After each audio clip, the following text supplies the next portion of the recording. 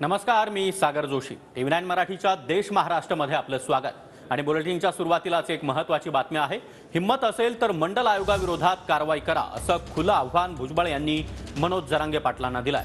तर मराठा आरक्षणाला दगाफटका झाला तर मंडल आयोगाला देखील चॅलेंज करणार, असा इशाराच त्यावर मनोज जरांगे यांनी दिला. कायदा टिकवण्याची जबाबदारी मुख्यमंत्री आणि दोन उपमुख्यमंत्री घेतली. त्याच्या माझ्याजवळ सह्या आहे दोघांनी. मराठ्यांच्या त्या सगळ्या कायदेशीर जर दगाफटका झाला मंडल कमिशन चॅलेंज करणार मी.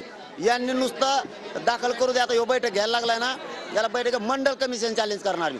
पण मी जोपर्यंत जिवंत आहे ना तोपर्यंत मराठ्यांचे किती त्यांनी कोर्टात याचिका दाखल करू द्या, काही करू द्या, मी येतोपर्यंत मराठ्यांना पुन्हा लढाई उभा करीन मी. पण मराठ्यांना सगळ्या घराघरात आरक्षण मिळून देईल. या कायद्याचं काय व्हायचं असेल तरी त्यांना करू द्या. मंडल आयोगाला देशामध्ये विरोध करणारा त्याने ते अवश्य करावं. त्यांची हिंमत असेल ना तर त्याने मंडल आयोगाच्या विरुद्ध जे आहे आवाज द्यावा आणि त्याच्या विरुद्ध कारवाई करावी. आणि मंडल आयोगाला जो आहे हा संपवण्याचं काम त्यांनी करून दाखवत. त्याची हिंमत असेल तर माझं चॅलेंज आव्हान आहे त्यांना. त्याला सांगितलं होतं मी, तू पुलावर उभा राहा मोजायला म्हणून. 64 किलोमीटर लाईन होती मराठ्यांची आणि एकूण 27 टप्पे होते मराठ्यांचे. ते बी सांगतो म्हणा तुला पहिल्यांदा सांगितलं होतं मी, ते पुलावर थांब एखाद्या उभा वहीन ते घेऊन. तो थांबला नाही. तुला कधी दिसते 3 कोटी मराठी. त्याला आणखीन समजून सांगा. मला चॅलेंज देऊन तो चॅलेंज करायला लावून गोरगरिबाचं वाटोळं करेल.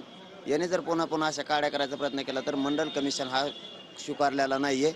मी 100% चॅलेंज करील. मग त्याच्या चेतवणीमुळं त्याला थांबायचं. सामान्य ओबीसीना सांगा, नसता मी चॅलेंज करणार आहे. मी वकिलाची बैठक लवकरच घेणार.